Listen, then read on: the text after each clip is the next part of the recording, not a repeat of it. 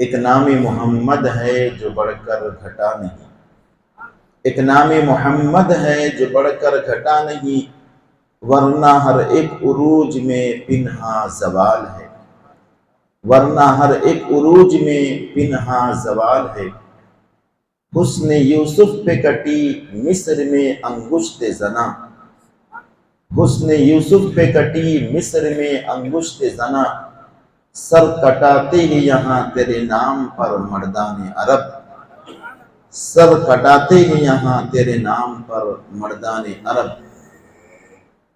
معزز و مکرم سامعین محترم و حاضرین مکرم، ماہ رجب المرجب کی 27ویں شب ہے، جسے ہم شب معراج کے نام سے جانتے ہیں۔ معراج کی رات اللہ رب العزت نے اپنے حبیب مکرم صلی اللہ علیہ وسلم کو وہ فضیلتیں، وہ عظمتیں، وہ شان عطا فرمائی کہ آپ پر تمام عظمتیں ختم ہو گئی، آپ پر تمام بلندیاں ختم ہو گئی، آپ سے بڑھ کر نہ کسی کو عزت و شرف، بلندی، عظمت اللہ رب العزت نے عطا فرمائی، اور نہ قیامت تک آپ کے بعد کوئی شان کا ہوگا۔ ایک بندہ مومن کے لیے دنیا میں سب سے بہترین نعمت دولت ایمان ہے۔ ایک مسلمان کے لیے دنیا میں سب سے بڑھ کر نعمت دولت ایمان ہے، اور آخرت میں جنت میں بندہ مومن کے لیے سب سے بڑی نعمت اللہ کا دیدار ہے۔ دنیا میں ایمان ہے اور آخرت جنت میں اللہ کا دیدار ہے۔ اللہ رب العزت نے دنیا ہی میں اپنے حبیب جناب محمد الرسول اللہ صلی اللہ علیہ وسلم کو جنت میں داخل ہونے سے پہلے اپنے دیدار سے سرفراز فرما دیا، گویا کہ پوری بلندیاں ختم ہو گئی۔ معراج کا مطلب یہ ہے کہ رات کی آدھی رات کے بعد اللہ تعالیٰ نے جبرائیل کو حکم دیا کہ میرے نبی محمد عربی کو آج ہم اپنے پاس مہمان بنا کر بلانے والے ہیں۔ حضرت جبرائیل امین آئے، اللہ کے حبیب صلی اللہ علیہ وسلم کی خدمت میں آپ کو جگایا، جنتی لباس پہنایا گیا، کوثر کے پانی سے آپ نے غسل فرمایا، آپ کے قلب مبارک کو، آپ کے دل کو، آپ کے ہاتھ کو باہر نکالا گیا، اس کو چیر کر اس کے اندر اللہ رب العزت کے انوار و تجلیات کو بھرا گیا۔ اللہ کے حبیب صلی اللہ علیہ وسلم نے وہاں سے سفر کا آغاز فرمایا، جس کو قرآن کریم میں بنی اسرائیل نامی سورہ میں اللہ تعالیٰ نے یوں بیان فرمایا ہے، سبحان الذی اسری بعبدہ لیلا من المسجد الحرام الی المسجد الاقصی، پاک ہے وہ ذات جو اپنے بندے محمد الرسول اللہ کو مسجد حرام سے مسجد اقصی تک لے گیا، رات کے تھوڑے سے حصے میں، شارٹ ٹائم میں اللہ تعالیٰ نے اپنے نبی کو مسجد حرام سے مسجد اقصی ہزاروں میل کے فاصلے میں لے گیا۔ اسے اسراء کہتے ہیں، یعنی رات میں سفر کرنا۔ مسجد حرام سے پھر ساتوں آسمان کا جو سفر ہے اسے معراج کہتے ہیں۔ معراج کا مطلب بلندیوں پر جانا۔ عربی زبان کے اعتبار سے معراج سیڑھی کو کہتے ہیں، تو اللہ کے حبیب صلی اللہ علیہ وسلم نے مسجد حرام سے مسجد اقصی تک براق پر آپ نے سفر طے فرمایا، جو کہ ایک جنتی جانور ہے، خچر سے بڑا، گھوڑے سے کچھ چھوٹا۔ اس کے رفتار کے بارے میں حضور نے ارشاد فرمایا کہ جہاں ہماری نگاہ ختم ہوتی وہاں پر اس کے رفتار، اس کا قدم پڑتا۔ مسجد اقصی بیت المقدس میں واقع، وہاں پر تمام انبیاء کرام کی آپ نے امامت فرمائی، اسی لیے آپ کو خاتم النبیین کہا جاتا ہے، اسی لیے آپ کو امام الانبیاء کہا جاتا ہے، تمام نبیوں کے آپ امام بنائے گئے۔ پھر وہاں پر جلسہ منعقد ہوا، ہر نبی نے خطاب کیا، آپ نے بھی خطاب فرمایا۔ پھر اس سفر کے درمیان میں آپ نے برزخ کے حالات مشاہدہ فرمائے، قبر کی جو زندگی ہے، اس کے عذاب ہے، وہ آپ نے ملاحظہ فرمائے۔ پھر آسمانوں کا سفر شروع ہوا، پہلے آسمان میں گئے، وہاں کے عجائبات کو دیکھا، دوسرے آسمان میں گئے، وہاں کے عجائبات کو دیکھا، تیسرے آسمان میں اسی طرح 7 آسمان جب مکمل ہو گئے، پھر ایک مقام آیا جسے سدرہ کہتے ہیں۔ سدرہ بیر کے درخت کو کہتے ہیں ہماری سمجھ کے لیے، ہم جسے بیری کا درخت کہتے ہیں عربی میں اسے سدرہ کہتے ہیں۔ سدرۃ المنتہا آسمانوں کا اینڈنگ دور سمجھے، وہاں پر آسمان ختم ہوتے ہیں، وہاں پر ایک اتنا بڑا درخت ہے، اس کے پتوں کے بارے میں حدیث میں آیا ہے کہ ہاتھی کے بڑے بڑے جو کان ہوتے ہیں اتنے اس کے پتے ہوتے ہیں، اس پر اللہ کے رب العزت کے انوار و تجلیات برس رہے تھے۔ پھر وہاں سے آگے بڑھے، جبرائیل وہیں پر رک گئے، وہاں سے تنہا اللہ کے حبیب صلی اللہ علیہ وسلم اللہ رب العزت کی بارگاہ میں پہنچے تو آواز آئی، اللہ رب العزت ابو بکر صدیق کی آواز میں آواز آئی کہ اور قریب آؤ، اور قریب آؤ۔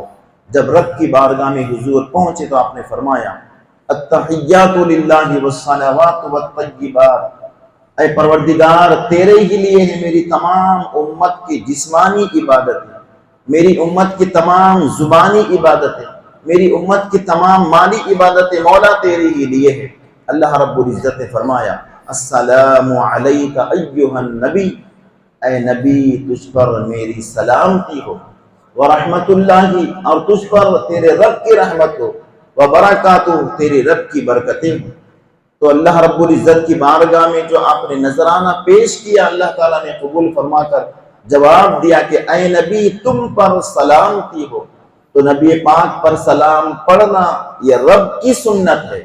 سلام پڑھنے کے لیے کسی وقت کی، کسی جگہ کی، کھڑے بیٹھے کی کوئی شرط نہیں ہے۔ پھر اس کے بعد اللہ رب العزت نے اپنا دیدار کروایا، سر کی آنکھوں سے جاگتے ہوئے اللہ رب العزت کا دیدار حضور نے فرمایا، یہ سب سے آخری نعمت تھی۔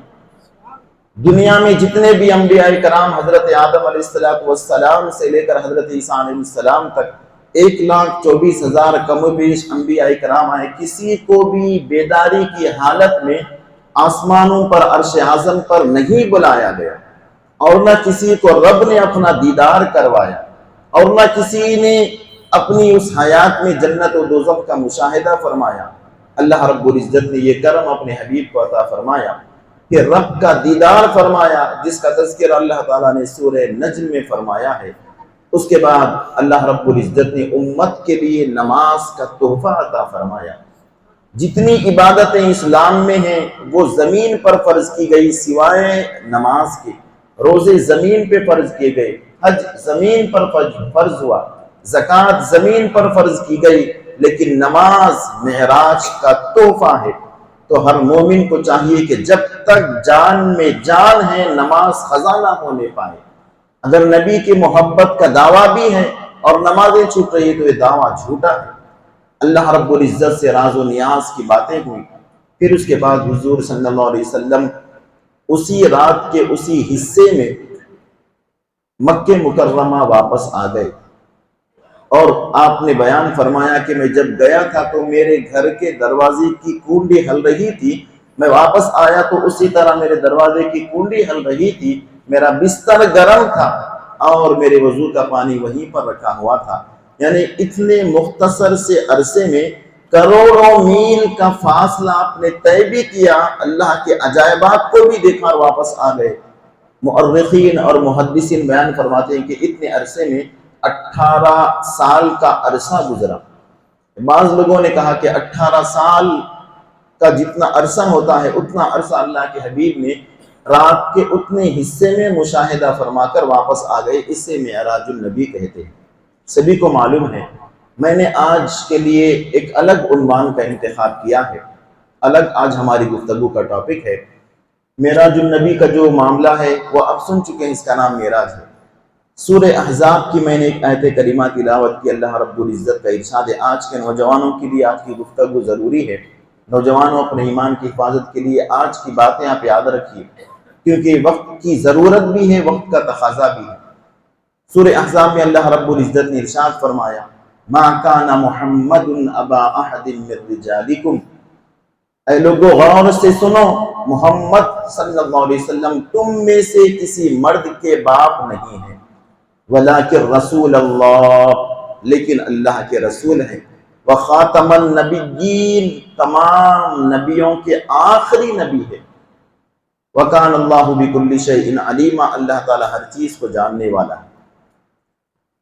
اس آیت کریمہ میں اللہ رب العزت نے اپنے نبی پر ختم نبوت کو مکمل کر دیا، نبوت کے سلسلے کو مکمل فرما دیا۔ آج کی ہماری گفتگو کا عنوان ہے ختم نبوت کیا ہے، کسے کہتے ہیں، وہ جاننا ضروری ہے۔ حدیث مبارکہ میں اللہ کے حبیب صلی اللہ علیہ وسلم نے ارشاد فرمایا وَسَيَكُونُ بَعْدِي 30 كَذَّابُونَ يَزْعُمُ أَنَّهُ نَبِيٌّ وَأَنَا خَاتَمَ النَّبِيِّينَ لَا نَبِيَّ بَعْدِي، لوگوں میرے بعد 30 لوگ نبوت کا جھوٹا دعویٰ کرنے والے پیدا ہوں گے، اور ہر کوئی کہے گا کہ میں نبی ہوں، میں نبی ہوں، میں نبی ہوں۔ سنو، انا خاتم النبیین، میں آخری نبی ہوں، ولا نبی بعدی، میرے بعد کوئی نبی آنے والا نہیں ہے۔ اس حدیث کی روایت امام بخاری نے کی ہے، اور حضور نے ارشاد فرمایا لا نبی بعدی، میرے بعد کوئی نبی نہیں ہے، ولا امت بعد امتی، میری امت کے بعد کوئی امت نہیں ہے۔ اللہ کے حبیب صلی اللہ علیہ وسلم کو آخری نبی تسلیم کرنا یہ ایمان کا حصہ ہے۔ جس طرح اگر کوئی صرف خدا کو خدا ماننے سے مسلمان نہیں ہوتا، خدا کو خدا ماننا اور اکیلا ماننا اسے توحید کہتے ہیں۔ وحدہ لا شریک کا مطلب اللہ کو ماننا اور ایک ماننا۔ اگر کوئی اللہ کو بھی مانے، عیسیٰ کو بھی خدا مانے تو وہ مسلمان نہیں ہے۔ اگر کوئی اللہ کو بھی مانے، عزیر کو بھی مانے تو وہ مسلمان نہیں ہے۔ اگر کوئی اللہ کو بھی مانے، فلاں کو بھگوان مانے تو وہ مسلمان نہیں ہے۔ تو اللہ کو ماننا، ایک ماننا کہ اللہ کے سوا کوئی خدا نہیں ہے، اس کا نام توحید ہے، اس کا نام وحدہ لا شریک ہے۔ جس طرح اللہ کو ایک ماننا ضروری ہے، اسی طرح محمد عربی صلی اللہ علیہ وسلم کو نبی مانتے ہوئے آخر نبی ماننا بھی ضروری ہے۔ اگر کوئی یہ کہے کہ محمد رسول اللہ نبی ہے، میں مانتا ہوں، لیکن آپ کے بعد کوئی نبی آ سکتا ہے، تو وہ کافر ہے۔ تو نبی بھی ماننا اور آخری نبی بھی ماننا، تب ایمان مکمل ہوتا ہے، تب اسلام مکمل ہوتا ہے۔ خدا کو ماننے سے اور نبی کو ماننے سے مسلمان نہیں ہوتے۔ خدا کو ایک ماننا اور نبی کو آخری نبی ماننا، یہ ایمان کا تقاضا ہے۔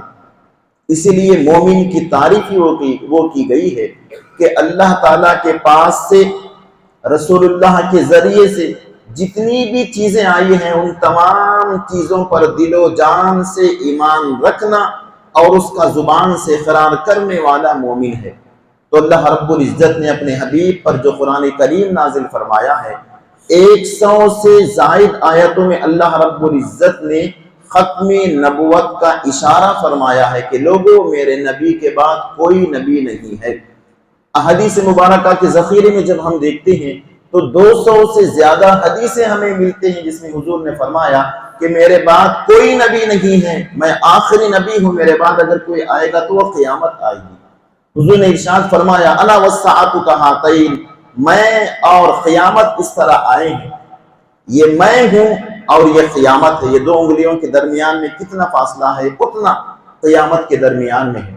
اور اپنی مثال دیتے اپنے ارشاد فرمایا مثلی و مثل قبل الانبیاء، میری اور دوسرے نبیوں کی مثال اس طرح ہے کہ ایک شخص نے ایک خوبصورت محل، خوبصورت عمارت بنائی اور اس کے ایک کونے میں ایک اینٹ کی جگہ کو رکھ دیا۔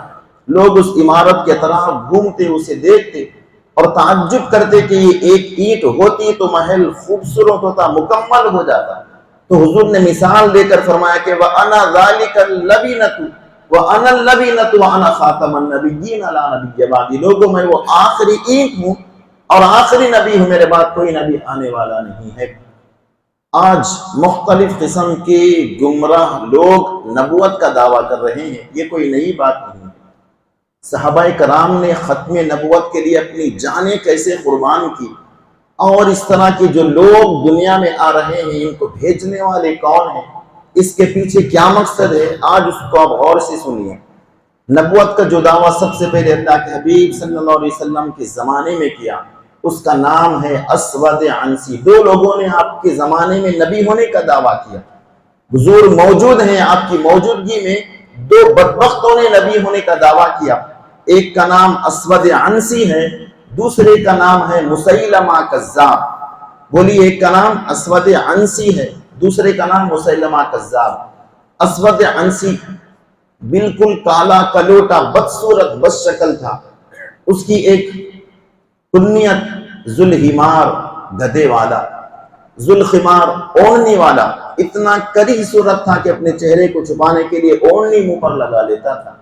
اور ذوالحمار گدھے والا اس لیے کہتے ہیں کہ اس کے پاس ایک گدھا تھا، اس نے ٹرین کر رکھا تھا، وہ گدھے سے جیسا کہتا وہ گدھا ویسا کرتا، گدھے سے کہتا کہ سجدہ کر تو گدھا سجدہ کرتا، گدھے سے کہتا کہ بیٹھ جا تو بیٹھ جاتا، گدھے سے کہتا کہ اڑ جا تو اڑ جاتا، یہاں سے چلا جا تو چلے جاتا۔ اور شعبدہ باز تھا، شعبدہ بازی جیسا میجیکل مین کہتے ہیں، میجک دکھانے والا، اس قسم کا آدمی تھا۔ اور زبان ایسی شیرین، ایسی محبت بھری کہ اس کی بات سنتے ہی لوگ اس کے فریفتہ، اس کے دل دادا ہو جاتے۔ حضور کے زمانے میں اس نے نبوت کا اعلان کر دیا کہ میں بھی اللہ کا نبی ہوں جس طرح محمد نبی ہے۔ کیونکہ عام طور پر پوری تاریخ میں جب بھی ہم دیکھیں تو لوگوں نے جن لوگوں نے نبوت کا اعلان کیا، یا تو سبب لوگوں کے درمیان میں مقبولیت تھی، لوگوں کے درمیان میں ہیرو بن گئے، لوگ اس کے اطراف جمع ہو گئے تو نبوت کا اعلان کر دیا، یا اس کے پاس کسی اعتبار سے کچھ خوبی تھی، کسی کے پاس کلام کی خوبی تھی، کسی کے پاس میجک کی خوبی تھی، لوگ اس کے قریب ہوتے گئے تو وہ اس نے نبوت کا اعلان کر دیا۔ تو پہلا شخص اسود عنسی نے نبوت کا اعلان کیا۔ اللہ کے حبیب صلی اللہ علیہ وسلم کو اس کا علم ہوا تو آپ نے یمن کے لوگوں کے پاس پیغام بھیجا کہ اسود عنسی کا خاتمہ کرنا تمہاری ذمہ داری ہے۔ حالانکہ ہمارے نبی رحمت للعالمین اپنے دست مبارک سے چونٹی کو بھی نہیں مارتے، اپنے ہاتھ سے آپ نے کبھی مکھی کو بھی نہیں مارا، جانور کو بھی تکلیف دینا ہمارے نبی کو گوارا نہیں، تمام جہاں کے لیے رحمت ہے۔ آپ نے فرمایا کہ اسود عنسی کا خاتمہ کیا جائے۔ یمن کے لوگوں کے پاس پیغام گیا، وہ یمن کا حاکم بن گیا، ایک فوج جمع کیا، یمن کا حاکم بن گیا۔ اب مسلمانوں نے یمن کی مشورہ کیا کہ یہ قتل و غارت گیری سے بہتر ہے کہ ہم خفیہ تدبیر کر کے اس کا کام تمام کر دیتے ہیں، سیکرٹ میں ایسا کام کریں گے کہ اس کا کام تمام کر دیں گے۔ تو ایک شخص تیار ہوا جس کا نام فیروز الدیلمی، مسلمان، جذبہ ایمانی اور حب نبوی سے سارشاں، اس نے کہا کہ میں یہ ذمہ داری لیتا ہوں۔ رات کی تاریکی میں بڑی کوشش محنت سے اس کے گھر میں داخل ہوا اور اس کا کام تمام ختم کر دیا۔ اور رسول اللہ صلی اللہ علیہ وسلم کا آخری دور چل رہا تھا، حجۃ الوداع نے فرمایا، اس کے بعد 6 مہینے تک بقید حیات رہے۔ ادھر اسود عنسی کا قتل ہوا، یہاں پر مدینے کی سرزمین پر حضور نے فرمایا کہ اسود کا خاتمہ ہو گیا۔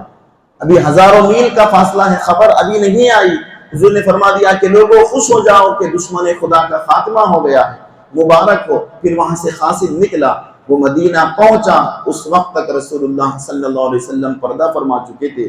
ابو بکر مسلمانوں کے خلیفہ تھے، جب خوشخبری پہنچی تو مسلمانوں کو سنایا کہ مسلمانوں نے خبر کی، خوشخبری ہمارے نبی نے پہلے ہی سنا دی ہے۔ اب وہاں سے قاصد آیا ہے کہ دشمن خدا اسود عنسی کا خاتمہ ہو گیا ہے۔ دوسرا شخص جو رسول اللہ کے زمانے میں نبی ہونے کا دعویٰ کیا، اس کا نام تھا مسیلمہ کذاب، بڑا طاقتور، 150 سال اس نے عمر پائی، رسول اللہ کی خدمت میں آیا، یمامہ کا رہنے والا تھا۔ کہنے لگا کہ محمد تم اللہ کے نبی ہو، میں مانتا ہوں، لیکن میں بھی نبوت میں تمہارے برابر ہوں، تمہارا شریک ہوں، جس طرح تم نبی ہو میں بھی نبی ہوں۔ ایسا کرتے ہیں کہ آدھا حصہ ہم بانٹ لیتے ہیں، آدھا حصے کا میں نبی ہوں اور آدھے حصے کے تم نبی ہو۔ اللہ کے حبیب صلی اللہ علیہ وسلم کے دست مبارک میں ایک چھوٹی سی کھجور کی چھڑی تھی، اس سے اب زمین پر لکیریں مار رہے تھے۔ آپ نے جلال میں آ کر فرمایا کہ تو یہ بات کرتا ہے آدھے زمین کی، یہ چھوٹی چھڑی بھی میں تجھے نبوت کے بدلے میں دینے کے لیے تیار نہیں ہوں، میرے نبوت میں کہاں کا شریک ہو سکتا ہے۔ پھر اس نے خط بھی لکھا، من مسیلمہ رسول اللہ الی محمد رسول اللہ، مسیلمہ اللہ کے رسول کی جانب سے محمد رسول اللہ اللہ کے رسول کی جانب پیغام ہے۔ حضور نے جواب میں ارشاد فرمایا، من محمد رسول اللہ الی مسیلمہ الکذاب، اللہ کے نبی محمد رسول اللہ کی جانب سے ہے اور جھوٹے مدعی نبوت مسیلمہ کی جانب۔ آپ نے فرمایا کہ کون صحابی، کون ہے جو مسیلمہ کے پاس میرا خط لے کر جائے؟ ایک صحابی رسول غریب تھے، کھجوریں کھا رہے تھے، باغ میں کام کرتے تھے، انہوں نے اٹھا کہا کہ یا رسول اللہ میں یہ کام انجام دینے کے لیے تیار ہوں۔ آپ نے فرمایا کہ سوچ لو، تمہاری جان بھی جا سکتی ہے۔ عرض کیا یا رسول اللہ اس سے بڑی کیا بات ہو سکتی ہے کہ آپ کے ختم نبوت کے لیے میری جان حاضر ہو۔ وہ صحابی رسول اٹھے اور رسول اللہ کا پیغام لے کر مسیلمہ کے پاس گئے۔ جب اس نے خط دیکھا تو اس کا چہرہ بدل گیا، غصے سے آپے سے باہر ہو گیا۔ اس نے کہا کہ تم میرے بارے میں کیا عقیدہ رکھتے ہو؟ انہوں نے فرمایا کہ میرے نبی محمد رسول اللہ آخری نبی ہو۔ اس نے کہا کہ کیا تم مجھے نبی مانتے ہو؟ آپ نے فرمایا کہ مجھے کچھ سنائی نہیں دے رہا ہے۔ اس نے کہا کہ اس کا ہاتھ کاٹ دیا جائے۔ اس کے دربار میں اس صحابی رسول کا ہاتھ کاٹ دیا گیا، زید بن حبیب۔ پھر اس نے کہا کہ ابھی بھی مجھے نبی مانتے ہو یا نہیں؟ انہوں نے کہا کہ مجھے کچھ سنائی نہیں دے رہا، یعنی میرے کان نبی آخر الزمان کے علاوہ کسی نبی کو تسلیم کرنے کے لیے تیار ہی نہیں ہے۔ اس نے کہا کہ اس کا دوسرا بھی ہاتھ کاٹ دیا جائے۔ دو ہاتھ وہ صحابی رسول کے کٹ گئے۔ پوچھتا جاتا تھا ابھی بھی تم مجھے نبی مانتے ہو یا نہیں؟ انہوں نے کہا کہ تیری بات مجھے سمجھ میں نہیں آ رہی ہے، میرے کان میں نہیں آ رہی ہے۔ کہا کہ ایک پیر کاٹ دیا جائے، پیر کاٹ دیا گیا۔ پھر پوچھا کہ تم کیا کہتے ہو؟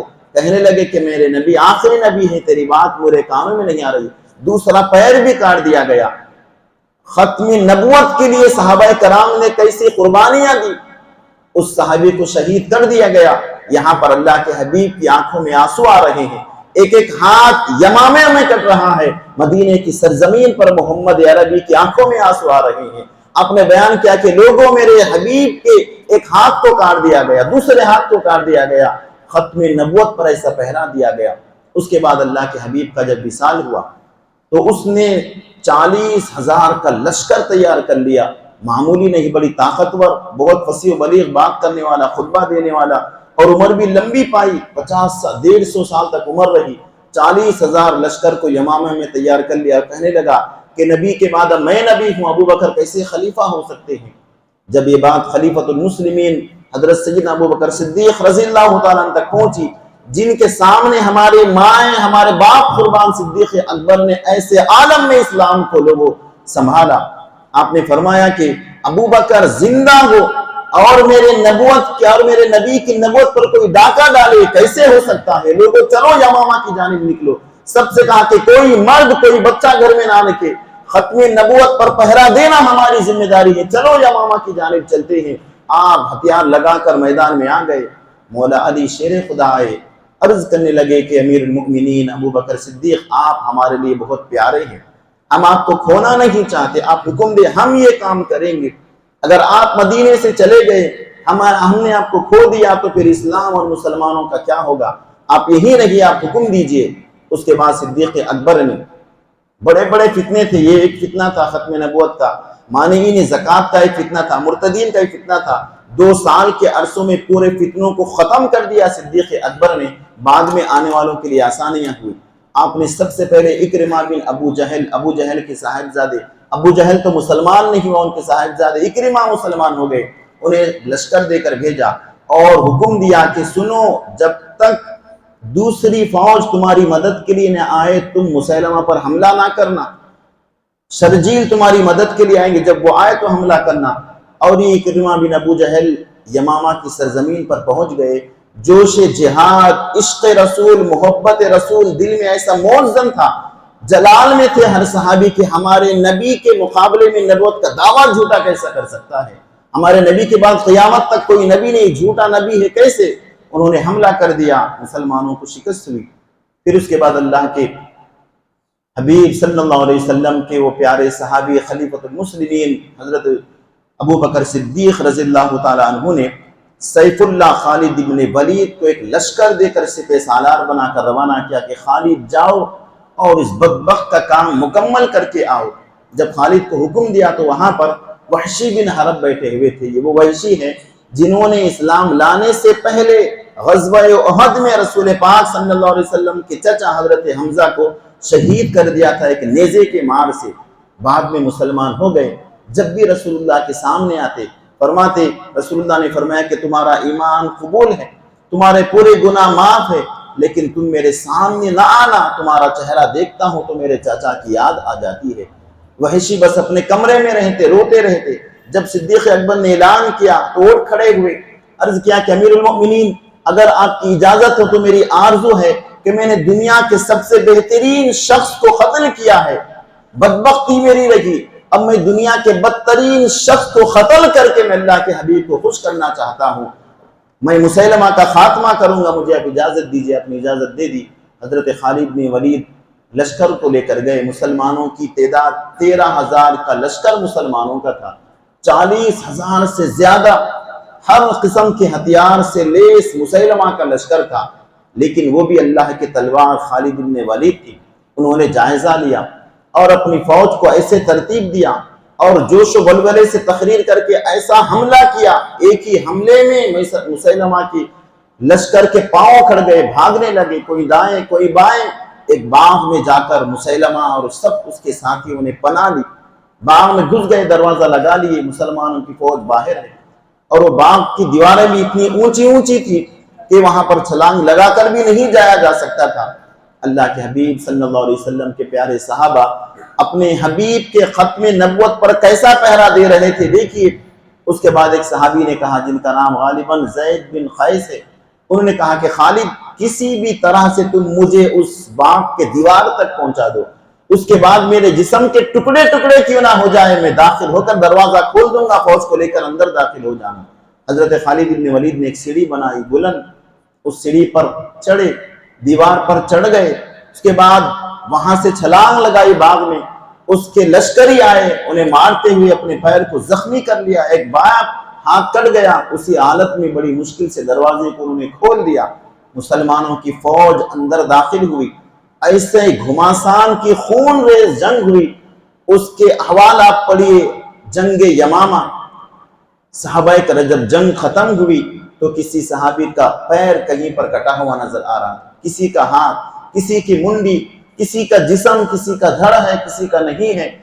ایک صحابی رسول کے پیر کو کاٹ دیا گیا، انہوں نے پیر کو نکال کر اس پیر سے کٹے ہوئے دشمن کو ایسا مارا کہ اس کے خوف سے اس کی موت واقع ہو گئی۔ ایسے جذبہ ایمانی سے صحابہ کرام نے اس جنگ میں حصہ لیا اور لڑے۔ جب جنگ ختم ہوئی، مسیلمہ کذاب کو واقعی وحشی بن حرب نے اسی نیزے سے قتل کیا جس نیزے سے انہوں نے حضرت حمزہ کو شہید کیا تھا۔ جب مسیلمہ کا خاتمہ ہو گیا تو اس کی فوج جو بچی ہوئی تھی بھاگ گئی، تقریباً بعض روایتوں میں 1200 آئے، 1200 مسلمان غزوہ جنگ یمامہ میں شہید ہوئے، کس لیے؟ اپنے نبی کی ختم نبوت کو بچانے کے لیے۔ اور اس میں سے 700 صحابہ کرام حافظ قرآن اور عالم دین تھے۔ 700 حافظ قرآن صحابہ کرام جنگ یمامہ میں شہید ہوئے۔ جنگ یمامہ کو ایک طرف رکھیے، اللہ کے حبیب صلی اللہ علیہ وسلم کی زندگی میں جتنی بھی جنگیں لڑی گئی تقریباً اس کی تعداد 74 بنتی ہے، بعض نے 100 کے قریب بتایا ہے۔ 10 سال میں رسول اللہ کے زمانے میں جتنے بھی غزوات، جتنے بھی سرائے ہوئے، ان میں مسلمان جو شہید ہوئے ان کی کل تعداد 259، 60 بھی نہیں، 259 بس۔ تقریباً 75-74 غزوے سرایات میں 259 صحابہ کرام شہید ہوئے، دشمنوں سے لڑتے ہوئے۔ اور یہ جنگ یمامہ اللہ کے حبیب کے ختم نبوت کی حفاظت کے لیے 1200 صحابہ کرام شہید ہوئے، جن میں سے 700 حافظ قرآن صحابہ کرام تھے۔ تو صحابہ کرام کا کیا جذبہ ایمانی دیکھیے۔ اس کے بعد جب اس کا خاتمہ ہوا تو اس کی فوج اور اس کے ماننے والوں کا بھی خاتمہ ہو گیا۔ صدیق اکبر کے زمانے میں یہ معاملہ ہوا۔ پھر جب تک صدیق اکبر خلیفۃ المسلمین رہے، کسی کی مجال نہیں ہوئی ختم نبوت پر ڈاکہ ڈالنے کی، نبی ہونے کی اعلان کرنے کی۔ ادھر وہاں پر جنگ ختم ہوئی، خبر مدینے کو پہنچ رہی تھی، صدیق اکبر وصال کے عالم میں تھے، آپ کو خبر سنائی گئی کہ مسیلمہ کذاب کا خاتمہ ہوا ہے۔ حضرت صدیق اکبر خوش ہو گئے اور اللہ رب العزت کی بارگاہ میں دعا کی کہ مولا تیرا شکر ہے کہ تو نے ابو بکر سے یہ کام لیا۔ اس کے بعد تقریباً 10 یا 12 لوگوں نے نبی ہونے کا دعویٰ کیا۔ جتنے بھی دعویٰ کرتے، اس کی موت کے بعد وہ دعوے کو ماننے والے بھی ختم ہو گئے۔ بہت سارے اسود انسی مسیلمہ کذاب کے بعد بہت سارے لوگوں نے نبی ہونے کا دعویٰ کیا، چھوٹی چھوٹی جماعتیں بنائی، کیونکہ اللہ کے حبیب کا فرمان ہے میرے بعد قیامت تک 30 جھوٹے نبوت کا دعویٰ کرنے والے آئیں گے، ان میں سے سب سے پہلے اسود عنسی اور مسیلمہ کذاب تھا، پھر اس کے بعد تقریباً 12 لوگ آئے، یہ مکمل 14 ہو گئے۔ ان 14 لوگوں کی داستانیں ختم ہو گئی، لیکن اسلام اور اہل اسلام کو 2 ظالموں نے جتنا نقصان پہنچایا کسی نے نہیں پہنچایا۔ ان میں سے ایک کا نام بہاءاللہ ایرانی ہے اور دوسرے کا نام غلام احمد قادیانی۔ قادیانی تحریک اور بہاءاللہ جو ایران کا ہے بہائی، اس نے بھی نبوت کا اعلان کیا، اور اس غلام احمد قادیانی نے بھی نبوت کا اعلان کیا۔ یہ مر گئے، 100 سال سے زیادہ کا عرصہ ہو گیا، لیکن آج بھی ان کا مشن جاری ہے۔ آج بھی دنیا میں قادیانیوں کی تعداد ہے، آج بھی دیکھیے بھائیوں کی تعداد ہے۔ کیا وجہ ہے، کیا سبب ہے؟ ذرا سوچئے، 100-150 سال ہو گئے ان کو مرنے کے بعد، پھر بھی ان کا مشن جاری ہے۔ صرف ہمارے پڑوسی ملک میں 40,000 یا 40 لاکھ قادیانی ہیں، ہمارے ملک میں بھی ہزاروں کی تعداد میں ہے، اور یورپ وغیرہ میں تو بہت زیادہ ہے، اور اسی طرح بہائی فرقہ بھی ہے۔ تو اللہ کے حبیب صلی اللہ علیہ وسلم کے بعد جتنے بھی 14 لوگوں نے یا 22 لوگوں نے یا 18 لوگوں نے نبوت کا اعلان کیا، ان سب کی داستانیں ختم ہو گئی۔ نبوت کا دعویٰ کرنے والا مرا، اس کے ماننے والے بھی ختم، اس کا دعویٰ بھی ختم، اس کی دلیل بھی ختم۔ لیکن یہ 2 لوگ بہائی اور غلام قادیانی، آج بھی ان کی تحریکیں بڑی زور و شور سے کام کر رہی ہے، بلکہ مسلمانوں کو مرزائی قادیانی بنانے میں مصروف ہے۔ اس کا سبب کیا ہے؟ آج ہمیں غور کرنا ہے۔ اس کا سبب سلطنت عثمانیہ کو جن لوگوں نے ختم کیا وہ عیسائی اور یہودی مشنریاں ہیں۔ سلطنت عثمانیہ کو کیسے تباہ کیا گیا اس کی تاریخ پڑھیے۔ ہمفر ایک جاسوس تھا رومیوں کا، عیسائیوں کا، باضابطہ اسے ٹرین کر کے مسلمانوں کے اندر اختلاف کرنے کے لیے 4000 یا 400 جاسوسوں کو بھیجا گیا۔ انہوں نے اپنا کام کیا، سلطنت عثمانیہ کے پارے پارا کر دیا گیا۔ اب یورپ کے یہودی اور نصرانیوں کی بہت بڑی میٹنگ ہوئی۔ میں یہ قصے کہانی نہیں، تاریخ کی سیاہ داستان آپ کے سامنے پیش کر رہا ہوں۔ مسلمانوں کو کیسے توڑا گیا، توڑا جاتا ہے، توڑا جائے گا۔ انہوں نے آپس میں میٹنگ کی کہ یہ کیسی قوم ہے، کیسا ان کا پیغام ہے۔ ایک جانب ختم کیا جاتا ہے تو دوسری جانب سے اڑ جاتے ہیں، ایک مقام پر ختم کیا گیا دوسری جانب سے اڑ جاتے ہیں۔ سلطنت عباسیہ کو ختم کیا گیا، سلجوقی سلطنت اڑ گئی، اسے ختم کیا گیا فاطمی سلطنت اڑ گئی، اسے ختم کیا گیا عثمانی سلطنت اڑ گئی۔ ہم تقریباً 14 سال سے ان سے لڑنے میں ہیں، ہم ہار گئے ہیں، ہم تھک گئے، لیکن یہ لڑنے سے تھکتے نہیں ہیں، ان کا خاتمہ ممکن ہی نہیں ہے، پھر کیسا انہیں ختم کیا جائے؟ تو انہوں نے سوچا کہ اب میدان کی جنگ نہیں، اب ہمیں خفیہ جنگ لڑنی چاہیے، اب میدان والی جنگ نہیں، سیکریٹ جنگ ان کے ساتھ لڑنی چاہیے۔ انہوں نے بہت غور و خوض کیا، بڑی لمبی بحث و تمہیز کے بعد 4 چیزیں ان کے سامنے آئی۔ مسلمان بحیثیت قوم مرتے کیوں نہیں؟ مسلمان بحیثیت قوم ختم کیوں نہیں ہوتے؟ ایک مقام پر ختم کیا جاتا ہے، چند دنوں میں پھر قوم بن کر ابھر جاتے ہیں، یہاں پر دبایا گیا وہاں پر اٹھ جاتے ہیں۔ کبھی افغانستان میں مارا گیا، کبھی چیچنیا میں مارا گیا، کبھی عراق میں مارا گیا، کبھی شام میں مارا گیا، فلسطین میں مارا، جب بھی مار رہی ہیں وہ اٹھ کر کھڑے ہوتے ہیں۔ کون سی طاقت ہے جو انہیں اٹھا رہی ہے؟ کون سی چیز ہے جو انہیں اتنا جذبہ دے رہی ہے؟ انہوں نے سوچا، آخر اس نتیجے پر پہنچے کہ ان کے پاس 4 چیزیں ہیں، ان 4 چیزوں کے رہتے ہوئے ان کو ختم کرنا ناممکن ہے، کوئی انہیں ختم نہیں کیا جا سکتا۔ وہ 4 چیزوں میں سے سب سے پہلی چیز ان کے رب کا کلام قرآن کریم ہے۔ جب تک مسلمانوں کے پاس قرآن ہے، ایک دستور ہے، وہ ان کو زندہ کرتے رہے گا، یہاں پر ختم ہوں گے اور پھر دوبارہ اس کلام کے ذریعے سے اڑتے رہیں گے۔ اب قرآن کریم کو ختم تو نہیں کیا جا سکتا، قرآن کریم کی حفاظت کی ذمہ داری اللہ رب العزت نے لے لی ہے۔ انہوں نے پھر گفتگو کی قرآن کریم کے اندر، پوری دنیا کے قرآن کریم کے نسخوں کو لا کر جمع دیا جائے، ان کے امت کے بچوں کے سینوں میں ویسا محفوظ ہے کہ ایک رات میں پھر قرآن کو جمع کر لیں گے۔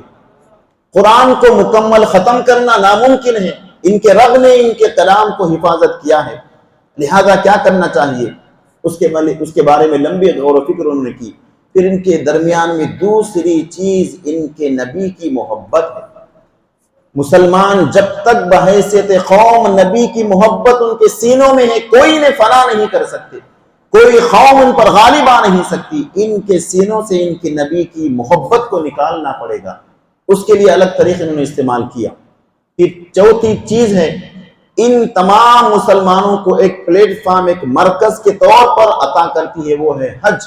حج جیسی عبادت کو ختم کیا جائے، کیونکہ پنجگانہ نماز کے موقع پر محلے کے لوگ ایک مسجد میں جمع ہوتے ہیں، جمعہ کے موقع پر پورے شہر کے لوگ ایک مسجد میں جمع ہوتے ہیں، اور عیدین کے موقع پر آس پاس کے گاؤں کے لوگ بھی عیدگاہ میں جمع ہوتے ہیں، اور حج کے موسم میں تمام دنیا کے مسلمان ایک مقام پر جمع ہوتے ہیں، ان کی جمعیت کو حج کا توڑا جائے۔ چوتھی اور آخری چیز ہے، ان کے اندر جو جہاد کا جذبہ ہے، وہ جہاد کے جذبے کو ختم کیا جائے۔ اب اس کے لیے کیا کرنا چاہیے؟ بہت ساروں کو لوگوں کو انہوں نے تلاش کیا، یہ دو لوگ مل گئے، بہاءاللہ ایرانی اور غلام احمد قادیانی، دونوں کو الگ الگ مشن دیا گیا۔ بہاءاللہ ایرانی کو مشن دیا گیا کہ تم نبی بن کر مسلمانوں کے اندر جو حج کی جمعیت ہے اسے توڑنا تمہاری ذمہ داری ہے، تمہارا ٹاسک ہے۔ اور دوسرا جو غلام احمد قادیانی تھی، اسے یہ ذمہ داری دی گئی کہ مسلمانوں کے اندر سے جو جہاد ہے اس کو ختم کر دیا جائے، تم نبوت کا اعلان کرو، کیا کرتے ہو کرو، تمہیں ہر چیز کی مالی فوجی فراوانی ہم کریں گے۔ وہ تھا تو تھوڑا بہت پڑھا لکھا، وہ خود کہتا ہے کہ میں نے جہاد نہ کرنے کے اوپر اتنی کتابیں لکھی ہیں، اگر وہ کتابوں کو ایک جگہ جمع کر دیا جائے تو کئی دفتر اور کئی الماریاں بھر جائیں گی، اتنی کتابیں لکھی۔ اب بہاءاللہ ایرانی نے مسلمانوں کو ورغلانا شروع کیا کہ وہاں تک جا کر طواف کر کے اس کا حج کر کے آنے کی ضرورت نہیں ہے۔ اس نے ایران میں اور جگہ جگہ پر خانہ کعبہ کے ماڈل بنا دیے، بس یہاں پر آؤ، اس کا طواف کر کے چلے جاؤ، تمہارا حج ہو جائے گا۔ اس کی بھی ایک بہت بڑی جمعیت تیار ہو گئی، لیکن 100% مسلمان ماننے والے کہاں ہیں؟ خانہ کعبہ تو وہی ہے جو مکے میں ہے، وہیں پر جائیں گے، تو لاکھ خانہ کعبہ بنا لے، ہم اس کے پاس آنے والے نہیں ہیں۔ آج بھی مسلمان شہروں میں میلاد النبی کے موقع پر خانہ کعبہ کا، مدینہ طیبہ کا ماڈل بناتے ہیں، اور بعض جگہ تو نعوذ باللہ طواف بھی کر رہے ہیں۔ انتہائی جہالت ہے، اگر ایمان رکھیں گے تو کفر ہے۔ تو خانہ کعبہ کا ماڈل بنانا یہ دشمنان اسلام کا طریقہ ہے۔ اگر ماڈل بنائیں گے تو حقیقت جو ہے اس کی اہمیت گھٹتی جائے گی۔ اس نے کوشش کیا لیکن ناکام رہا۔ اس کے بعد مرزا قادیانی کو یہ ٹاسک دیا گیا، یہ ذمہ داری دی گئی کہ ان کے اندر سے جذبہ جہاد کو ختم کر دو۔ اس نے بہت ساری کتابیں لکھی، بہت سارے لوگ اس کے فالوور بن گئے۔ دنیا میں آج لاکھوں کی تعداد میں قادیانی ہے، اور دنیا کے کسی بھی مقام کا ویزا، بس اس کا نام دیکھتے ہی اسے ویزا مل جاتا ہے، چاہے امریکہ ہو، چاہے برطانیہ ہو، کوئی بھی ملک ہو، وہ جیسے ہی کہہ دے کہ میں قادیانی ہوں، فوراً میں ویزا مل جاتا ہے۔ اگر وہ یہ کہے کہ مجھے ہندوستان میں خطرہ ہے تو فوراً اسے امریکہ کا ویزا مل جاتا ہے۔ تو قادیانیوں کی یہ طاقت ہے، کیونکہ ان کے آقا وہاں پر بیٹھے ہوئے ہیں، وہی ان کو چلا رہے ہیں۔ تو ان دونوں کو کب پیدا کیا گیا؟ جب سلطنت عثمانیہ کو توڑے جانے لگا، تو انہوں نے ایک نیو ورلڈ آرگنائزیشن کا ایک نظریہ، ایک نظام دیا کہ پوری دنیا کو ہم نیا نظام دیں گے، اس نظام کے تحت چلائیں گے۔ وہ خفیہ نظام یہ تھا کہ مسلمانوں کو توڑ دیا جائے۔ اب اس نے بھی لاکھ کوشش کی لیکن یہ بھی ناکام رہا۔ لیکن دشمن خاموش بیٹھنے والا نہیں ہے دوستو، ایک اس کا پلان ناکام ہوتا ہے تو دوسرے طریقے سے وہ حملہ کرتا ہے۔ آج بھی اپنے مشن میں لگے ہوئے ہیں اور حتی المقدور کامیاب ہو گئے ہیں۔ اب انہوں نے دیکھا کہ جہاد کو تو اس نے ختم نہیں کیا، اب جہاد کو بدنام کیا جائے۔ اس کے لیے کیا کیا؟ اپنی جانب سے خود ساختہ جماعتوں کو انہوں نے بنایا مسلمانوں کے نام پر۔ ابھی حال میں آپ نے داعش کے نام سے سنا ہوگا، داعش نام کی ایک جماعت نکلی تھی، لوگوں کو پکڑ کر گلے کاٹ رہے تھے۔ اب دنیا والوں کو بتانا چاہا کہ لوگوں دیکھو یہ مسلمانوں کا جہاد ہے، معصوموں کے گلے کاٹ رہے ہیں، وہ کاٹنے والے یہودی اور نصرانی ہیں، کوئی مسلمان اس طرح کر ہی نہیں سکتا۔ جہاد تو ختم نہیں کیا جا سکتا، جہاد کو بدنام کرو۔ اتنا بدنام کیا گیا کہ ان کے نام پر دہشت گردی کا ٹھپا لگا دیا گیا۔ آج دیکھیے جہاں پر بھی اگر کوئی ایمان و اسلام کی بات کرتا ہے تو اسے دہشت گرد کہتے ہیں۔ یہ ان کا مشن ابھی بھی جاری ہے۔ اب اس کے بعد حج کو تو ختم نہیں کیا جا سکتا، لہٰذا کیا کریں گے؟ حج کو ایک رسم بنا دیں گے۔ وہاں کی جو نجدی سعودی گورنمنٹ ہے بظاہر اسلامی سلطنت نظر آتی ہے، لیکن وہ لوگ ان کے غلام ہیں، ان کے پیروں میں بکھے ہوئے ہیں، وہ جو کہتے ہیں وہی حکم ہوتا ہے۔ دیکھیے حج کے موقع پر پوری دنیا کے مسلمان حج کو جا کر واپس آتے ہیں، آپ کے لیے کیا تبرک لائے ہیں؟ زمزم اور کھجور، اس کے علاوہ کیا کچھ اور تبرک نہیں ہے؟ ارے عالم اسلام کے پورے مسلمان ایک مقام پر جمع ہوئے تھے، ان کی لیڈرشپ ان کے ہاتھ میں تھی، مسلمانوں کو ایک پیغام دیا جاتا۔ بوسنیا میں مسلمانوں کو کاٹا جا رہا ہے، فلسطین میں مسلمانوں پر ظلم کیا جا رہا ہے، اور دنیا کے کونے کونے میں دیکھیے خانہ کعبہ کا جو خطیب ہے اور وہاں پر جو حجۃ الوداع کا اور جو حج کا خطبہ دینے والا عرفات کے میدان میں ہے، کبھی ان مسلمانوں کا نام تک نہیں لیتا، ان کے حق میں دعا بھی نہیں کی جا سکتی۔ یہ کہاں کے مسلمان؟ ہم الحمدللہ ہندوستان میں رہ کر بھی ہم ان کے خلاف بول سک رہے ہیں، جمہوری ملک ہے، لیکن وہ انگریزوں کے سامنے ایسے بکے ہوئے ہیں کہ ان کے سامنے ان کا نام بھی نہیں لے سکتے۔ تو انہوں نے حج کو ایک رسم بنا دیا، بس مسلمان رسم کے طور پر جائیں، عرفات، مینا، مزدلفہ طواف کریں، واپس آ جائیں، کوئی پیغام نہ ہو۔ لیکن جب سلطنت ہماری تھی، وہاں سے ایک پیغام ملتا تھا کہ مسلمانوں تمام حج کے موقع پر جمع ہوئے ہیں، تمام مسلمانوں کے لیے پیغام حج کے مقام سے، خانہ کعبہ سے تمہیں دیا جا رہا ہے کہ تم جا کر اس پر عمل کرو، تمہارا دشمن یہ کام کر رہا ہے، تم یہ کام کرو، اس کے خلاف میں یہ کام کرو، ایسے رہو ویسے رہو۔ باضابطہ کمیٹیاں بنائی جاتی، باضابطہ لوگوں کو ٹرین کیا جاتا، ایک پیغام لے کر حج سے واپس آتے۔ آج حج کو جا کر ہم خوشی سے زمزم اور کھجور لا کر خوش ہو گئے کہ ہمارا حج ہو گیا ہے۔ اس لیے علامہ اقبال نے فرمایا تھا، وہ روح بلالی نہ رہی، رہ گئی رسم ادا، وہ روح بلالی نہ رہی، فلسفہ رہ گیا تلقین غزالی نہ رہی۔ حج تو رہ گیا، حج کی روحانیت کو ختم کر دیا گیا، جہاد کو بدنام کر دیا گیا۔ اب تیسری چیز تھی، ان کے دلوں سے ان کے نبی کی محبت کو نکالا جائے۔ وہ کیسے نکالیں؟ انہوں نے بہت غور و فکر کیا، اس کے بعد کہا کہ ہر وہ چیز جو ان کی نبی سے محبت سے خریب کرتی ہے، اس پر پہرا لگا دیا جائے، اسے بدنام کر دیا جائے۔ پھر ہمارے ہی صفوں میں لوگوں کو خریدا گیا۔ کسی نے کہا کہ شفاعت، رسول اللہ شفاعت کیسے کریں گے؟ نبی تو ہماری طرح عام انسان ہے، ہم بھی انسان ہیں، وہ بھی انسان ہیں، ہم بھی بشر ہیں، وہ بھی بشر ہیں، وہ بھی ہماری طرح عام انسان ہیں۔ نبی کی عظمت کو گھٹا دو، خود بخود ان کی دلوں سے ان کی نبی کی عظمت ختم ہو جائے گی۔ تو ہماری صفوں میں دیکھیے بہت سارے ایسے پیدا ہو گئے، شفاعت کا انکار کیا گیا۔ اس کے بعد نبی کے پاس کھڑے ہو کر درود پڑھتے ہیں، کیوں پڑھے بھائی؟ نبی کے معاملے میں کیا ہے؟ ارے نبی مر کر مٹی میں مل گئے ہیں، ان کے لیے کیا کرنا ہے؟ وہ بھی ہماری طرح تھے، ہم مر کر مٹی میں مل گئے، وہ بھی مر کر مٹی میں مل گئے ہیں۔ ہر وہ چیز جو نبی سے محبت کے لیے قربت کا ذریعہ تھی، ان پر پہرا لگا دیا گیا، اور یہ کرنے والے ہمارے صفوں کے خریدار، بکے ہوئے غلام تھے۔ نبی کی عظمت کو جب گھٹا دیا گیا، سوچئے کچھ دیر کے لیے ایک بیٹا اپنے باپ سے کا ادب نہ کرے تو کیا دنیا والے تمہارے باپ کا ادب کریں گے؟ آپ دوست کے ساتھ گھر میں آئے، آپ کے والد بیٹھے ہوئے ہیں، آپ کے دوست نے کہا کہ آپ کے ابا بیٹے چھوڑ بڈھے کو، کیا ہے اندر جائیں گے۔ بیٹا اپنے باپ کا ادب نہ کرے تو بتائیے کیا کوئی دوسرا آپ کے باپ کا ادب نہ کرے گا؟ ارے امتی نبی کی تعظیم و ادب نہ کرے تو تمہارا دشمن کیا تمہارے نبی کی ادب کرے گا؟ تو مسلمانوں کے دلوں سے ایسے نبی کی عظمت کو یہ کہہ کر کم کیا گیا کہ نبی مر گئے ہیں، آج کی بات نہیں سنتے، نبی سے دعا مانگنا بھی نہیں ہے، نبی سے درود بھی نہ پڑھے، نبی پر سلام بھی نہ پڑھے، شفاعت کا عقیدہ بھی غلط ہے، نبی کوئی شفاعت نہیں کر سکتا، نبی خود محتاج ہے۔ اتنا مجبور کر دیے، لوگوں کے دلوں سے نبی کی محبت دور ہو گئی۔ اس کے بعد کھڑے ہو کر پیشاب کرنے کا طریقہ سکھایا گیا، شیونگ کا طریقہ سکھایا گیا، جو نبی سے محبت کرنے کی چیزیں ہیں سب کو ختم کیا گیا۔ یہ سب ایک لمبی داستان ہے۔ اب آج کے دور میں نئے نئے فتنے، کوئی شکیل بن حنیف نام کا جوکر نکلا ہے، اس نے نبوت کا دعویٰ کیا ہے، اور ایک کوئی جماعت ہے، اس نے نبوت کا دعویٰ کیا ہے۔ یاد رکھو مسلمانوں، پوری تاریخ کے جتنے بھی صحابہ کرام ہیں، ان سب کا متفقہ عقیدہ تھا، ہمارے نبی کے بعد اگر کسی نے نبوت کا دعویٰ کیا تو اس سے جہاد کرتے، قتل کرے تک خاموش نہیں بیٹھتے۔ صحابہ کرام کے بعد جتنے بھی محدثین، جتنے بھی مفسرین، جتنے بھی فقہاء ہیں، ان سب کا متفق عقیدہ ہے کہ محمد عربی کے بعد قیامت تک کوئی نبی نہیں ہے۔ اگر کوئی نبوت کا جھوٹا دعویٰ کرے، اگر کوئی جا کر اسے یہ کہے کہ تم نبی ہو تو معجزہ بتاؤ، اس سے معجزہ طلب کرنا بھی کفر ہے، فرمایا ہمارے امام اعظم ابو حنیفہ رحمۃ اللہ علیہ نے۔ امام اعظم نے فرمایا کہ اگر کوئی نبوت کا جھوٹا دعویٰ کرے میجک چیزیں دکھائے. آج کل جادوگری بہت ہو گئی ہے. اس کے جیب میں پیسے رکھے, اس کے جیب میں سے نکالے ہیں, اس کی ٹوپی اس کے سر پر کر دیے ہیں. یہ دیکھ کر ہمارے لوگ متاثر ہو جاتے ہیں, ارے کیا کرامت والا آدمی ہے, کیا کرامتیں بتا رہا ہے, سوکھے پھول لے کر تازے پھول ہاتھ میں سے نکال رہا ہے.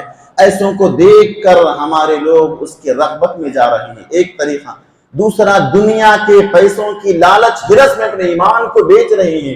دوستو یاد رکھو, کوئی بھی اس طرح کا شخص, اس طرح کی جماعت نظر آئے, وہ جھوٹی جماعت ہے, کافر جماعت ہے, وہ کذاب دجال ہے. ہمارے نبی نے اعلان فرما دیا کہ میرے بعد 30 جھوٹے نبوت کا دعویٰ کرنے پیدا ہوں گے, اور جو کوئی اس طرح کا دعویٰ کرے وہ جھوٹا ہے, کافر ہے.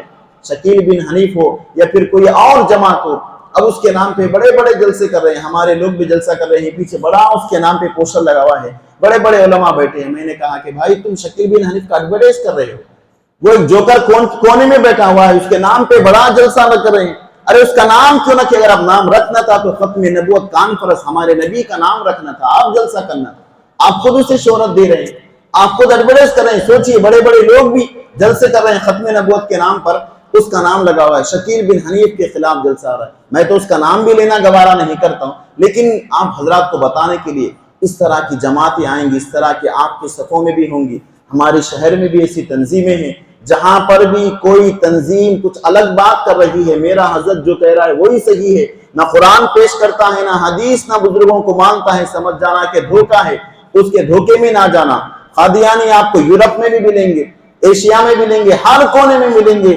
وہ یہودیوں کے ایجنٹ ہیں, اسلام کو بدنام کرنے کے لیے, اسلام کو ختم کرنا ان کا کام ہے. اگر ان سے محبت رکھیں دلی, یہ بھی کفر ہے. ایسے لوگ جو نبی کے ختم نبوت کا انکار کرنے والے ہیں, چاہے وہ قادیانی ہو, چاہے بہائی ہو, یا پھر حیدرآباد کی بہت ساری تنظیمیں ہیں, جماعتیں ہیں, ان میں بھی بعض ایسے لوگ ہیں, ان سے دوستی رکھنا بھی ناجائز, ان سے رشتہ داری رکھنا بھی ناجائز, ان کی دعوتوں میں جانا بھی ناجائز, ان کے جنازوں میں جانا بھی ناجائز. اگر وہ مر جائیں تو ان کا جنازہ نہ پڑے. ارے ہمارے نبی کی جو نبوت پر ڈاکہ ڈالنے والے ہیں, اس کی دعوت میں جانے سے پہلے جنگ یمامہ کے صحابہ کرام کی لاشوں کو مسلمانوں کو یاد کرنا ہوگا کہ انہوں نے اپنے جسم کے پرخچے اڑا لیے. کسی صحابی کا ہاتھ کٹ گیا, کسی کا چہرہ بگڑ گیا, کسی کا پیر کٹ گیا, پورا میدان خون سے لت پت ہے, پورے ہاتھ پیر کٹے ہوئے 1200 صحابہ شہید ہوئے. کبھی کسی دشمن نبی سے جو کہ قادیانی ہو یا کسی گمراہ تنظیم کا, اس کے پاس جانے سے پہلے یمامہ کے ان شہید صحابہ کرام کو یاد رکھیں. آپ کا بھائی ہو سکتا ہے, آپ کا رشتہ دار ہو سکتا ہے, آپ کا سالہ ہو سکتا ہے, اگر گمراہ ہے تو اس کے نہ جنازے میں جائیں, نہ اس کے دعوت میں جائیں, نہ اس سے دوستی رکھیں. ایسے لوگوں کا قتل کرنا اسلام نے جائز رکھا ہے. نوجوانوں سے جو کالج میں پڑھ رہے ہیں, آپ کا دوست بن کر آئے گا, یونیورسٹی میں گئے ہیں, وہ آپ کا دوست بن کر آئے گا. آپ نہیں پہچان سکتے, اس کا نام بھی آپ کے نام کی طرح ہے. آپ کا نام عبداللہ ہے تو اس کا نام عبد الرحمن ہوگا. آپ اسے پہچان ہی نہیں سکتے. جب گہرائی میں جائیں گے تو جب معلوم ہوگا کہ یہ تو قادیانی ہے. جب گہرائی میں داخل ہوں گے تو یہ معلوم ہوگا کہ یہ تو فلاں ہے, ارے یہ تو فلاں جماعت کا ہے. شروع میں محبت کر کے وہ آپ کو قریب بلائیں گے, اتنی نرم گفتگو, اس کی گفتگو کو دیکھ کر آپ اس کے دوست بن جائیں گے. اسود انسی مسیلمہ کذاب بھی اتنے چرب زبان تھے کہ تھوڑی دیر میں لوگ اس کے عاشق بن جاتے. اللہ کے حبیب صلی اللہ علیہ وسلم نے اپنے ایک معلم کو مدینے سے ٹرین کر کے یمامہ بھیجا وہاں کے لوگوں کی تربیت کے لیے کہ جاؤ بتاؤ کہ انہیں جھوٹا ہے اور حقیقی نبوت کو پیش کرو. اور وہ رہنے والے بھی صاحب وہیں کے تھے. جب وہ گئے, مسیلمہ سے ملاقات ہوئی, اس کی چرب زبانی, اس کی نرم مزاجی اور اس کی ہنسی کی باتوں اور اس کے شوبیدہ بازی سے وہ اتنے متاثر ہو گئے کہ اس کے عاشق بن گئے. جس پیغام کے لیے وہ آئے تھے بھول گئے, اور اس نے لالچ دیا, کہا کہ سنو محمد کا تم جو پیغام لے کر آئے اسے رکھ دینا. اور لوگوں میں اعلان کیا کہ لوگوں سنو, محمد نے اعلان کر دیا ہے کہ میں بھی نبوت میں ان کا شریک ہوں. جھوٹی باتیں پہنچانے لگا, کیونکہ اس وقت ٹیکنالوجی کا زمانہ نہیں تھا کہ منٹوں میں یہاں کی خبر وہاں پر پہنچے. 100 میل کا فاصلہ تھا. یہ جھوٹی بات پہنچا دیا کہ دیکھو میں نے کہا تھا نبوت میں محمد کے ساتھ میں بھی شریک ہوں, ابھی یہ محمد کا پیغام لے کر آئے, دیکھو اس کے پاس خط ہے, وہ خط میں کیا ہے پیغام لوگوں کو نہیں بتایا, دیکھو محمد کی مہر لگی ہوئی ہے. انہوں نے کہا ہے کہ یہ مسیلمہ تم بھی نبی ہو, تم بھی میرے ساتھ نبوت میں شریک ہو. لوگوں کو جھوٹا فریب دیا. اس کے لالچ میں اس کے ساتھ لوگ آ گئے. 40,000 کا لشکر معمولی نہیں ہے.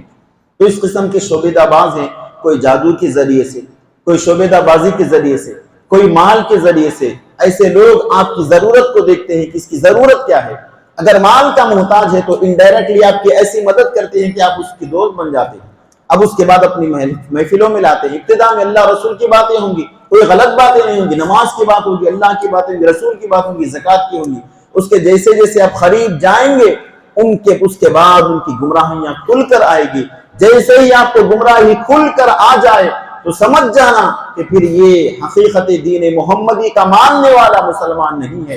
ہمارے محلے میں بھی ایسے لوگ ہیں، تعجب ہمیں معلوم ہوگا، تو لوگوں ایسوں سے رشتہ داریاں، دوستیاں جب بھی کرنا ہو تو وہ یمامہ کے تڑپتے ہوئے میدان کے لاشیں صحابہ کرام کیا کرو، 700 صحابہ شہید ہوئے، کون؟ جنہیں مسجد میں خدمت کرنا تھا، مسجد میں امامت کرنا تھا، مسجد میں مؤذنی کے فرائض انجام دینا تھا، ایسے صحابہ کرام جو حافظ قرآن تھے شہید ہوئے۔ اس کے بعد حضرت صدیق اکبر نے فرمایا کہ اگر ایسا ہو تو قرآن ضائع ہو جائے گا۔ اس کے بعد قرآن کو ایک مقام پر جمع کیا گیا، تو جنگ یمامہ ہوئی، تاریخ کی خون ریز جنگ، اور آج بھی وہ سلسلہ گمراہ کن جماعتوں کا جاری ہے، اور آتے جائیں گے۔ ابھی تو ابتدا ہے، یہ گلی کے جوکر حضرات ہیں، بڑے بڑے آئیں گے، ابھی بڑے طاقتور آئیں گے، نبوت کا دعویٰ کریں گے اور بڑی بڑی کرامتیں بھی بتائیں گے۔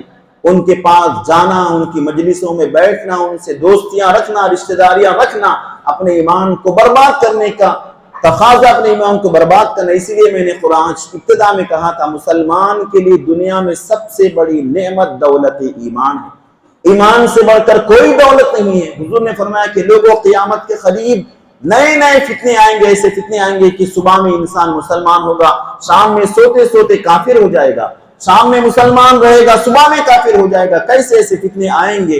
ہمیشہ اللہ کی بارگاہ میں دعا کرے کہ مولا میرے ایمان کو سلامت رکھ، قیامت تک میری نسل میں ایمان والوں کو پیدا فرما۔ یہ فتنوں کا دور ہے دوستو۔ اللہ تعالیٰ کی بارگاہ میں بے عملی قابل معافی ہے، اگر کسی کا عمل کمزور ہے تو معاف ہو سکتا ہے، نمازیں نہیں پڑھے، روزے نہیں رکھے، زکوٰۃ ادا نہیں کیے، حج نہیں کیے، عمل کی کمزوری قابل معافی ہے، لیکن عقیدے کی کمزوری قابل معافی نہیں ہے۔ اسی لیے اللہ رب العزت نے فرمایا ان الشرک لظلم عظیم ان اللہ لا یغفر ان یشرک به ویغفر ما دون ذلک لمن یشاء۔ اللہ رب العزت ہر چیز کو معاف فرمائے گا، شرک کو معاف نہیں فرمائے گا، کفر کو معاف نہیں فرمائے گا۔ تو اس طرح کی گمراہ کن جماعتیں قیامت تک نکلیں گی، شہر میں بھی ہے، محلے میں بھی ہے، اور MNC کمپنیز میں جو نوجوان کام کرنے والے ہیں وہاں پر تو ان کی بھرمار ہے۔ آپ پہچان نہیں سکتے کہ کون مسلمان کے نام پر چھپا ہوا دہریہ ہے، کون مسلمان کے نام پر چھپا ہوا کافر ہے۔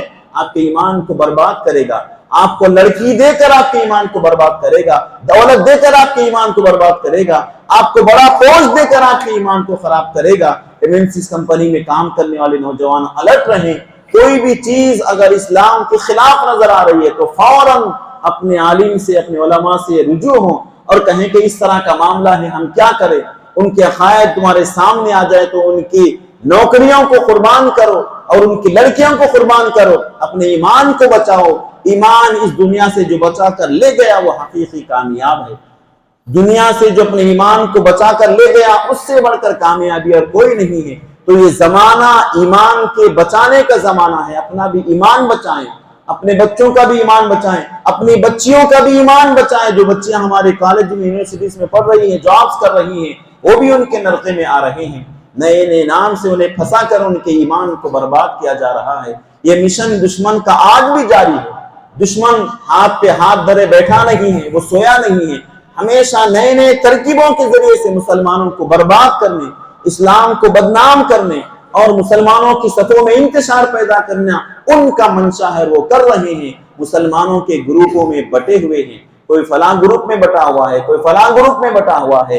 ہمارے گروپوں کو بانٹا انہوں نے ہی۔ جب سلطنت عثمانیہ کو توڑا گیا، ہمفرے نام کا ایک شخص ہے، باضابطہ اس نے اپنی کتاب لکھی ہے، ہمفرے کے اعترافات کے نام پر کتاب آئی ہے، ہر زبان میں ٹرانسلیٹ ہوئی ہے۔ اس میں جو اس نے کارنامے کیے ہیں مسلمانوں کی صفوں کو ختم کرنے کے لیے، اس نے عربک لینگویج کو سیکھا جاتا ہے۔ عربک لینگویج کئی سالوں تک سیکھ کر، قرآن، حدیث، فقہ سیکھ کر مسلمانوں کے درمیان میں اس نے تفریقہ ڈالا۔ اس نے کہا کہ بہت ساری چیزوں میں سے ایک چیز یہ بھی تھی کہ نخلی سیدوں کو بھی ہم نے پیدا کیا ہے، نقلی سید مارکیٹ میں ہم لائے، یعنی رسول اللہ کے گھرانے کا کہا۔ آج نام سید ہیں لیکن کام قادیانیوں کا کر رہا ہے، نام سید ہیں لیکن کام رافضیوں کے کر رہا ہے، نام سید ہیں لیکن کام ناصبیوں کا کر رہا ہے۔ ایسے سیدوں سے بھی ہوشیار رہیں جو حقیقی رسول اللہ کی نسل کا ہے۔ نسل کا اثر ضرور ہوتا ہے، جو نسل کا ہوتا ہے اس کے اندر نسل کا اثر ضرور ہوتا ہے۔ دکن کے جو فرما روا آخری میر عثمان علی خان کے بڑے زیرک، بہت ہی فتین ذہین آدمی، وہ ایک مقام سے گزر رہے تھے، کچھ بچے کھیل رہے تھے، کچھ ایسا کھیل تھا پتھر مار کر جا کر زمین پر بیٹھ جاتے، دوسرے کی باری آتی تھی، دوسرا مارتا وہ بیٹھ جاتا، اس کی باری آتی۔ یہ بچوں کو دیکھ رہے تھے، ایک بچہ پتھر مارتا زمین پر نہیں بیٹھتا، آ کر اونچے مقام پر پتھر پر بیٹھ جاتا۔ وہ غور کر رہے تھے، کسی کو بلا کر پوچھا کہ اس بچے کے بارے میں معلوم کرو کہ یہ کوئی معمولی بچہ نہیں ہے، کوئی رئیس کا بچہ معلوم ہوتا ہے۔ کہا کہ نہیں، یہ غریب بچہ ہے، فلاں کا بچہ ہے، نہیں ہو سکتا، یہ کوئی فلاں بڑے رئیس آدمی کا بچہ ہے، عالی نسل کا ہے۔ واقعی تحقیق کی تو پتا چلا کہ سید گھرانے کا فلاں رئیس کا بچہ ہے۔ تو انہوں نے کہا کہ نسل کا اثر قیامت تک باقی رہتا ہے، جو رسول اللہ کی نسل کا ہے، سید ہے، تو سیدوں کا اثر نرم دلی، محبت، عفو، درگزر، رحم دلی، یہ چیزیں ان کے اندر ہوتی ہیں۔ سید بھی ہے، چیزیں نہ ہے، دنیا طلبی میں ایمان کو بیچ رہے ہیں، تو سمجھ جانا کہ یہ انگریزوں کے پیدا کیے ہوئے سید ہیں۔ حقیقی سید ہوتے تو اس کا رنگ نظر آتا۔ تو ایک ان کا کام یہ بھی تھا، نقلی سیدوں کو انہوں نے پیدا کیا اور مولویوں کو تیار کیا، حافظوں کو تیار کیا، مسلمانوں کی مسجدوں میں بھیجا گیا۔ امام ہیں لیکن قادیانی ہے، مسجد کا مؤذن ہے لیکن قادیانی ہے۔ اب کیا ہمارے ایمان کا بھروسہ رہے گا؟ تو ایسے لوگوں سے ہمیں بچنے کی ضرورت ہے۔